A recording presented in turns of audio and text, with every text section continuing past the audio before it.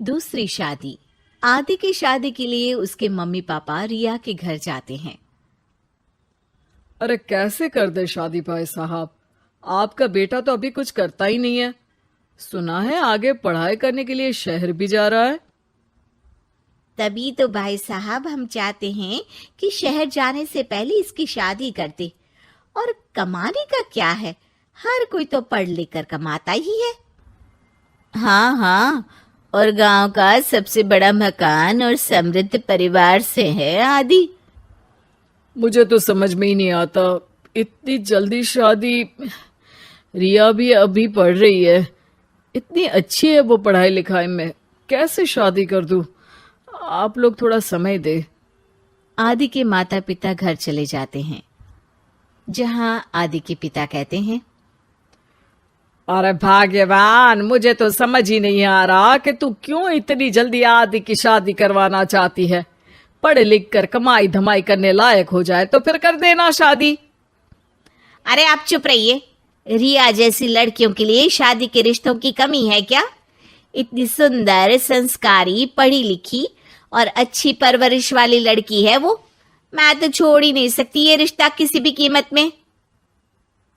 बता दे रही हूँ, रिया की शादी आदि से ना कराई ना तो मैं जहर खाकर जान दे दूंगी। पूरे गांव में नाम है उन लोगों का, नौकर चाकर कितने लगे हैं उनके घर में।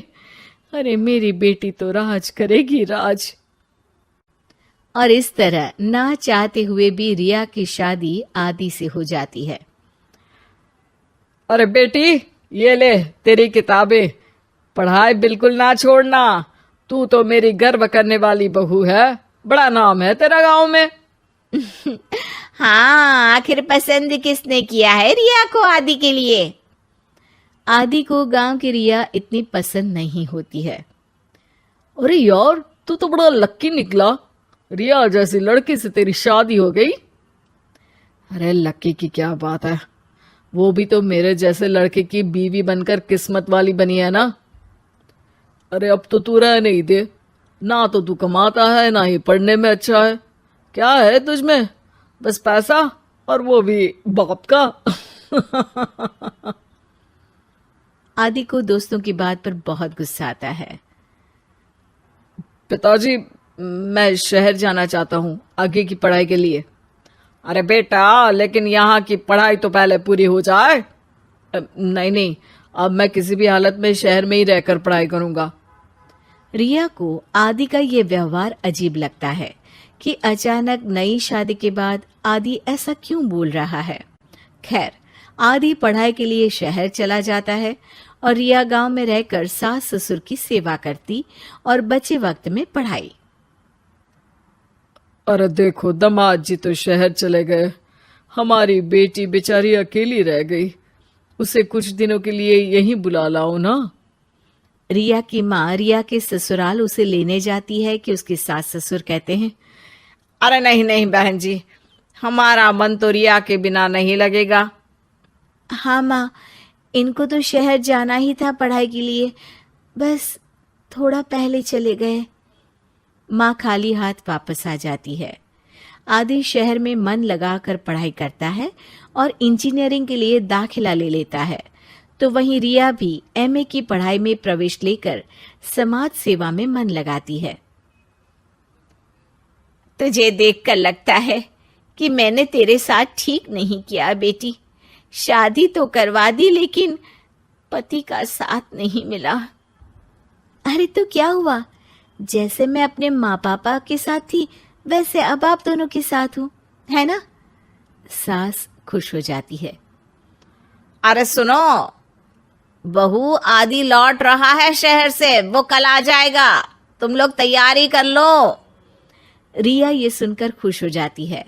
वो सोच लेती है कि अब वो कुछ दिनों तक आदि के साथ क्वालिटी टाइम बिताएगी। लेकिन जब आदि घर आता है तो उसके साथ होती है एक शहर की लड़की जो जींस और टॉप में होती है। ये मेरी दोस्त है, मेरे साथ रहेगी। आदि उसे अपने मम्मी पापा से मिलवाता है लेकिन रिया से नहीं। रिया सबके लिए खाना लगाती है। अरे ये नौकरानी कितनी सुंदर है, खाना भी अच्छा बनाया है। अरे नहीं नहीं, ये नौकरानी नहीं, मेरी बहू यानी आदि की बीवी है। ये सुनकर लड़की शांत हो जाती है और आदि की तरफ देखने लगती है, फिर वहां से चली जाती है। अरे माँ, क्या जरूरत थी घर की कहानी बताने की? देखा, अब वो बुरा मान गई ना। वैसे भी मैं आप लोगों को बता देता हूं, मुझे रिया के साथ नहीं रहना। मैं शिवानी से प्यार करता हूं और उसी से शादी करूंगा। मैं रिया को छोड़ रहा हूं।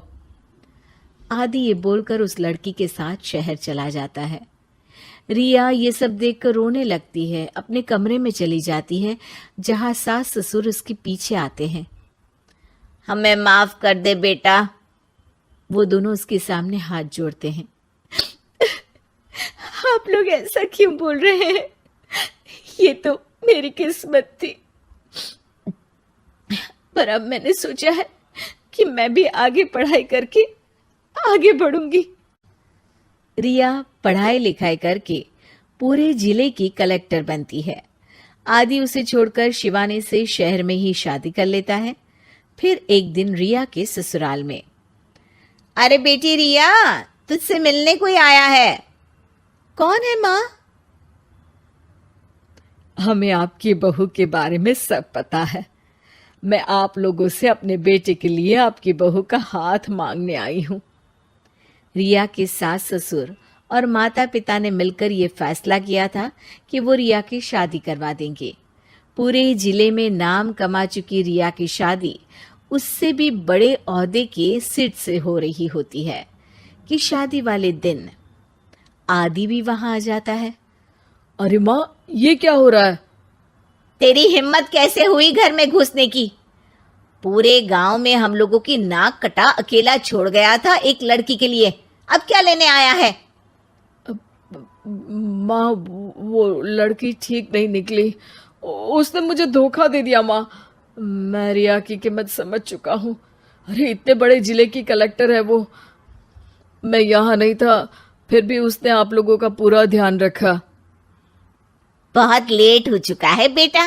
रिया आज अपनी नई जिंदगी की शुरुआत करने जा रही है, अब उसे भी जीने का हक है। वो तेरी सुविधा से जिंदगी नहीं जी सकती।